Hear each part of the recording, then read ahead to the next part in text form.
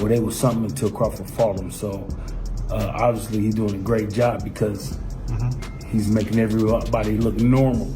Apparently no rehydration clause, am I hearing that right? He wants full smoke at that weight. Let's go, man. That's what Crawford wants. He wants to show the world that he's the best. So, and why put stipulations in there when you know that you can be the best? I can totally see Crawford outboxing Canelo, like bad, making him look like taking him straight to school. But again, I do not see Crawford stopping Canelo. I don't see him knocking him out. I don't see any of that. I do see Crawford taking him to 12. It has been confirmed that Floyd Mayweather Jr. is assisting Crawford in getting ready for the defensive complexity and ring intelligence that Canelo brings, and the connection is highly symbolic. Crawford has brought in Mayweather for sparring sessions in order to ensure he defeats Canelo, a move that speaks volumes about the seriousness of his approach.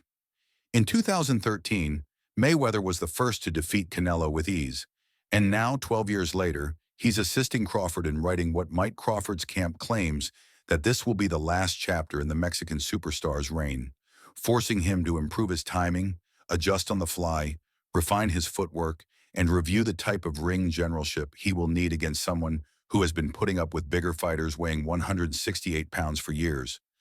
Along my career, I've been criticized and people have taken credit away from me just to try to diminish my accomplishments just off of pure hate.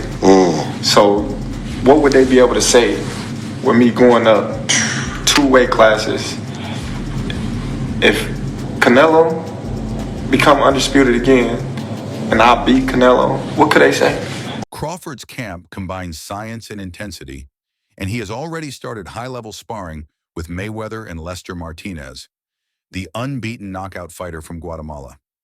Martinez, a powerful, full-bodied super middleweight, is a perfect representation of Canelo's size and strength. In order to ensure that nothing is left to chance, Crawford's camp has enlisted partners who can push him and throw with the kind of explosive volume that Crawford rarely encountered at welterweight. This is all part of a bigger plan. Power pressure timing, endless body work, and simulating anything Canelo might throw at him will help him find out how to solve it.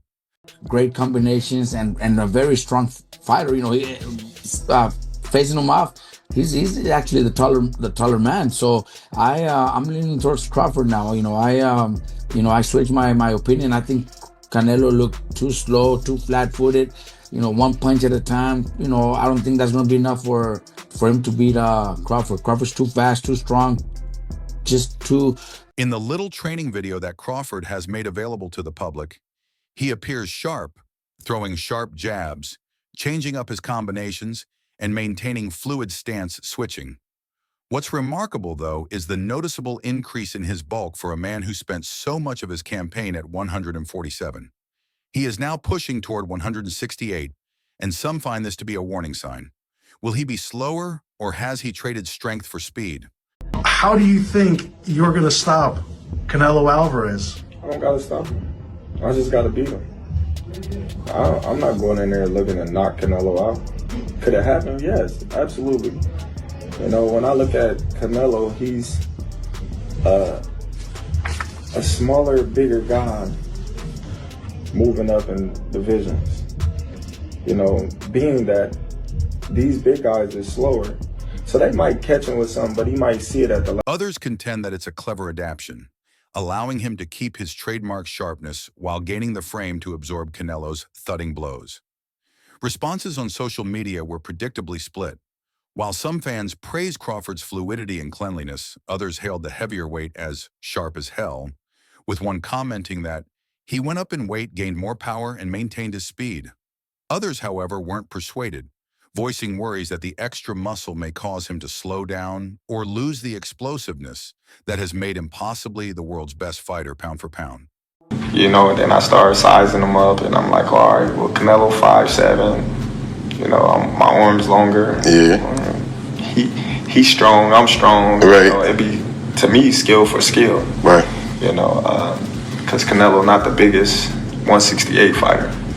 So I just started looking into it, and I'm like, man. However, the shift to a heavier weight is psychological as well as physical, and Crawford, the technician, seems utterly unconcerned by the size of the leap.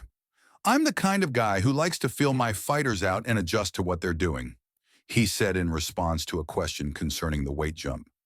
"I think that's my greatest attribute, to be able to figure out Crawford's approach, and confidence in his ability to adapt have become his defining characteristics in every opponent I've faced so far. Instead of using overwhelming force to defeat opponents, he breaks them down, analyzes them in real time, and then dismantles them piece by piece against Canelo, a fighter who has made a living by walking down opponents. Crawford's objective is to stifle Canelo's forward momentum and throw off the rhythm.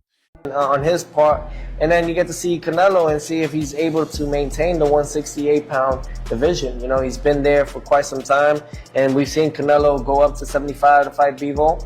It didn't look too well for him, you know, but we'll see. I think it's a great matchup. Obviously, Canelo has to do his part in winning and collecting another belt to become undisputed once again in that weight class against William Skull.